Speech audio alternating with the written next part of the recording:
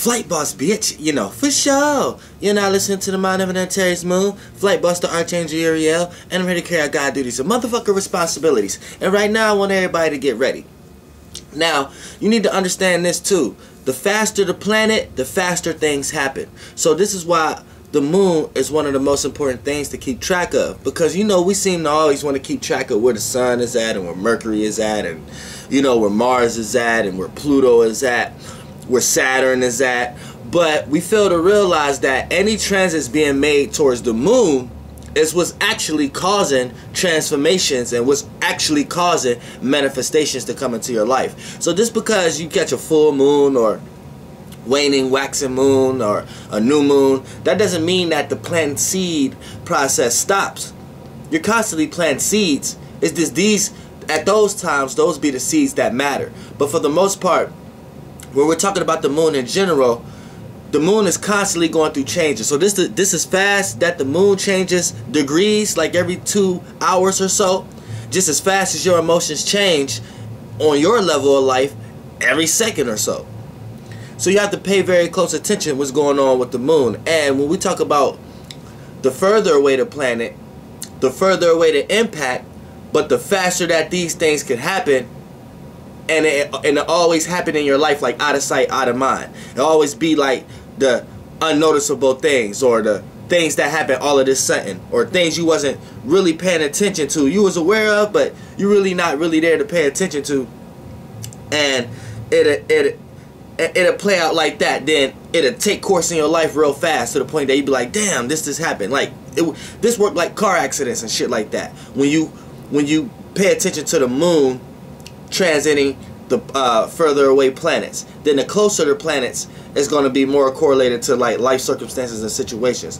But you know, the moon transiting them far planets, I say like Uranus, Pluto, and Neptune, quick things happen because the moon is changing fast, and these planets are so far away from you that those circumstances that get manifest be kind of things that you're not paying attention to. So it's like things that's right in front of your face, but you're not paying attention to it. So when it happens, you be like, damn, if only I would have did that. I know I was supposed to do that. I know, you know what I'm saying? It's like that.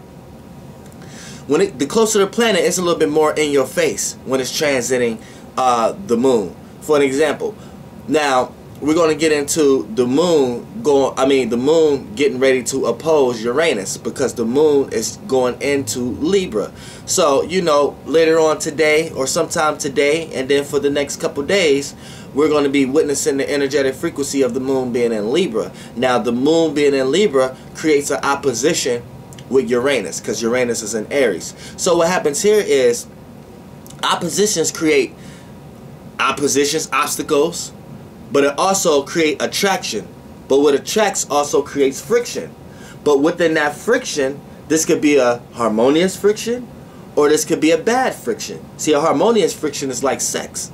A bad friction is like not being able to get along. So for the most part, it can temper into both of those energies over time. So, you know, it's like black and white extremeness coming together. It's all like all that in one when we talk about oppositions and the opposing energy. So when we get the moon is going to correlate more of a reaction. It's going to spark a reaction from you. The moon is going to spark response.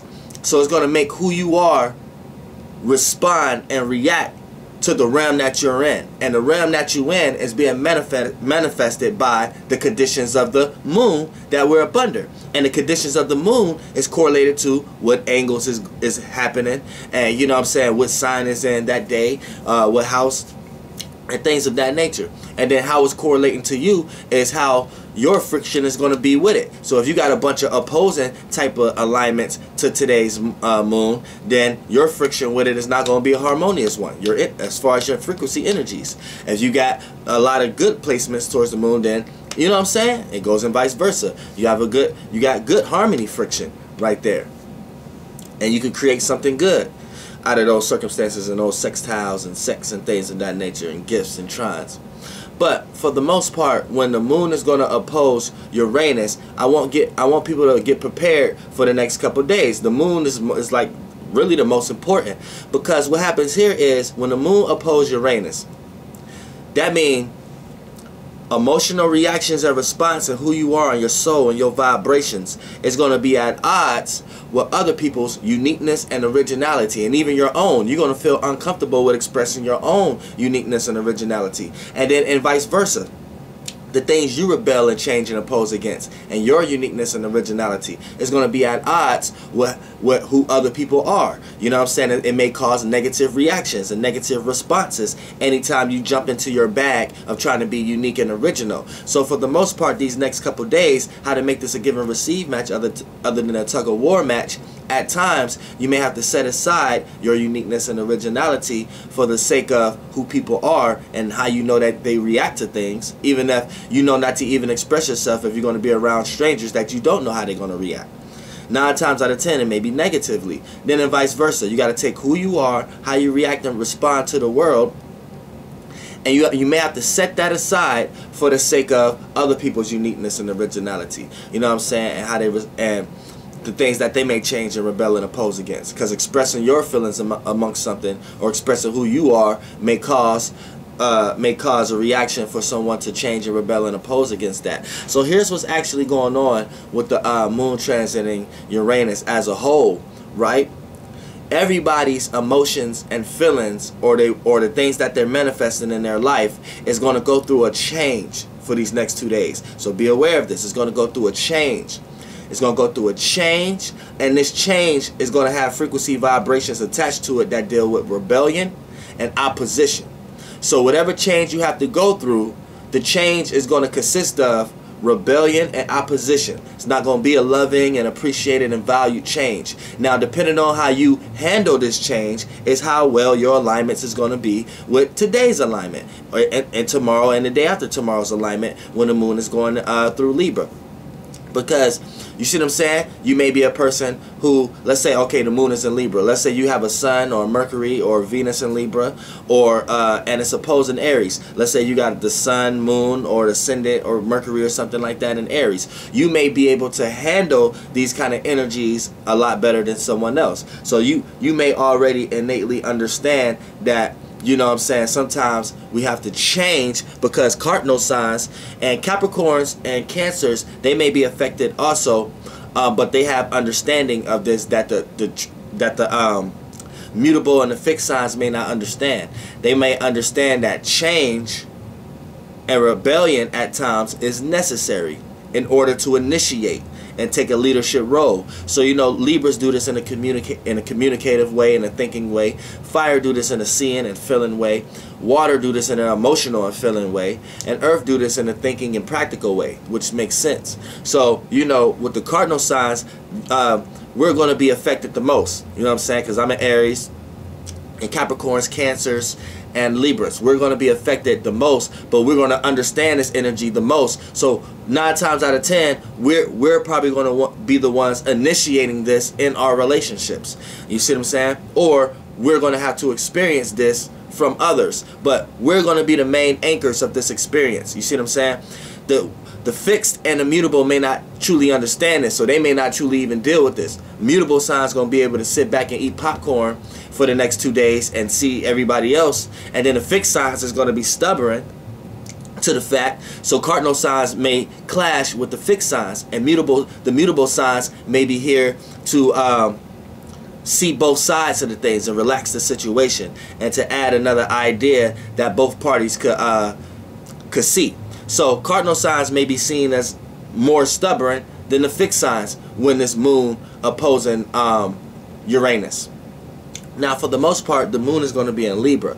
So the things that you're going to be reacting to and responding to and feeling comfortable with doing, or feeling uncomfortable with doing, depending on your alignment, but these are the energies that's going on. It's going to be things in forms of communicating and trying your best to relate, trying your best to see things from another person's side, creating harmony. And the only time it has to go to war is when there's no way of communicating to create any kind of harmony or fairness amongst both parties or multiple parties that's dealing with the circumstance or situation. So this is the moon. The moon care about law, justice right now, care about fairness, balance, relationships, and feel more comfortable with doing that. So even relating to people that you are in a relationship with, not just far as mate, relationships, but all your relationships amongst your siblings, your parents, and this, that, and the third. So you have to be aware of these things, that this is what's going to be manifested, because this is dealing with the moon, and the moon deals with vibration, experience, time, water,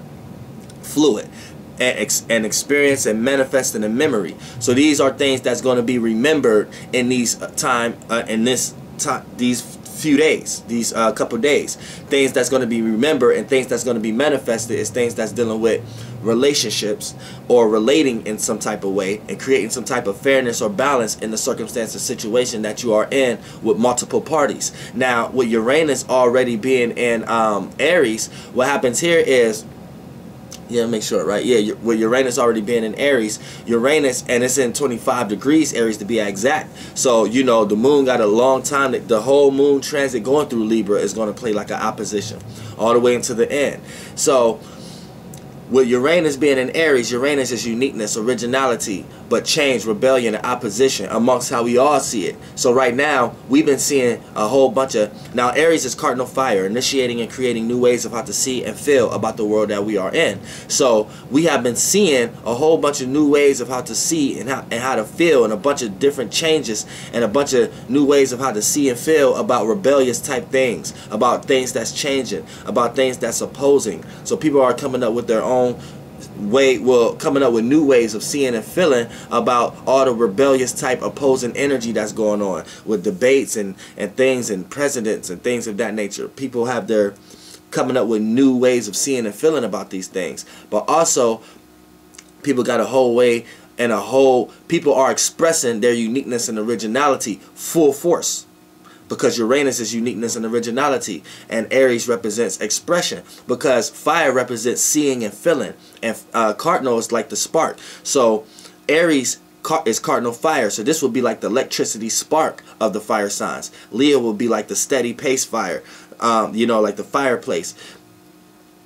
Sagittarius would be like the transformation of it, it's scattering out. But for the most part, Aries would be like the spark. So with the spark right here, this is burning through reality, and right here it's expressive, because when you get fire or something that's not in this reality, something that's not in this reality is something that has no shape and form, because things that's realistic or real in this reality take shape and form. So we know fire, before it even becomes fire, the spark is no shape and form, so it's not in reality. So that's like a person who sees a lot of things inside, aka fire, and that becomes vision, because your feelings has no vision to it. So you give your you give your feelings color, sight, a place, a location, a look, right? How you conscious of the things that you're consciously aware of. So mixing both of those things become imagination, becomes visions, visualization, intuition. So with these visions, you can only see these visions. So if you want it to be expressed in the yang realm, what could be consciously seen,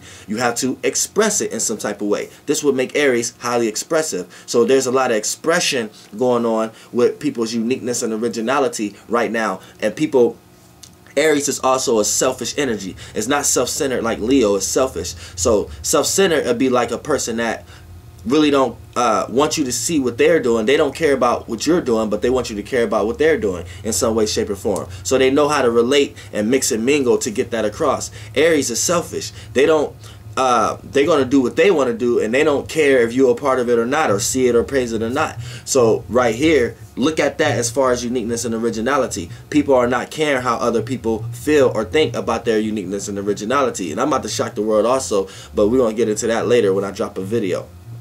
But for the most part, people are going full force with their uniqueness and originality and expressing themselves, and they got and they're creating their own way of seeing and feeling about their uniqueness and originality, and they're willing to change, rebel, and oppose against what was previously there anyway. Because you have to keep in mind, you can't have one without the other. You can't be unique and original without changing and rebelling and opposing against something that's already there. So when we get these two energies opposing each other, this is what's actually going on. Something that you're into, something that you're connected to, whether it's connected to home, family, friends, situation, circumstance, job, whatever you're connected to, anything that you attach your emotions and feelings to in some way, shape, or form is part of your soul connection. Now, for the most part, so anything that you're connected to is going to experience something is going to come through that person, place, or thing, or that location as a and it's going to play out the energy frequency of being rebellious, changing, or opposing you in some type of way. And when you express how you feel in these matters, it can become very turbulent. Now, within these experiences, they're going to be very unique and original experiences though. So keep that in mind. So anytime you sense something being a little odd, being a little weird, tie it to it being unique and original. And then tie it to it not being good for you at this time in a moment for you to emotionally dive yourself into it. Learn how to emotionally detach. And you can learn that a little bit by you being consciously aware of a lot of Aquarius energy being pushed on the earth right now. Because the sun is still in Aquarius and we're halfway through right now. So you're consciously aware of being detached emotionally already and kind of getting more in the headspace and in the thought. And if you're not, you're going to experience a situation that show you should be, because you're going to be around a person, place, or thing that's going to make you feel like, all right, I need to give them a dose of their own medicine. I need to detach a little bit. And you see what I'm saying? So you need to be aware of that. But for the most part, emotions, since Uranus is going to be in Aries for a while and Moon is going to change, this is why it's going to be an important transit. So, you know, try not to get so emotionally consumed into things at this moment, because you're going to experience a change, rebellion, or opposition experience towards it. So if you got a habit, if you got a person that you cling to, if you're anything that you're connected to in a way that you got to understand when something has served its purpose or when something should have limits. Anytime you cross that limit, you're going to experience a change, rebellion, or opposition towards you from whatever that person, place, or thing you're connected with. So be aware when the moon is going through Libra. So, and then Libra is already going to entice you to want to relate in some type of way. So you may even compromise yourself and put yourself in a circumstance when you don't have to experience that, because I'm telling you right now, when something seems kind of weird or whatever like that, don't do it. If someone talking to you and it's a conversation that it sounds juicy, but it sounds like it ain't something you should be listening to at the time, cut it off. If you're around a certain person and you feel a certain type of way and they trying to have you come with them to do something, whatever like that, don't do it. I'm telling you, it's not an alignment where it's aligned with Venus or anything else in that kind of way. We're dealing with a circumstance, a situation where even though it's going to be trining Venus, so it may have a gift of these circumstances of you manifesting love, appreciation, value, relativeness, and compromising. But Venus also creates indulging and bad habits. So whoever you are connected with the moon and want to relate to, you may already be lost into the Venus light of loving and appreciating and valuing them, to the point that it kind of makes you feel comfortable with making yourself a part of them, or over relating and making yourself a part of their situations and circumstance. And then that's when the moon going to transit in Libra, and goddamn is fucking opposing Aries, and a fucking rapid ass change, rebellion, or opposing type situation gonna happen, and it's gonna be so unique and original that it's gonna make you change the way you feel or about that person, place, or thing for years to come.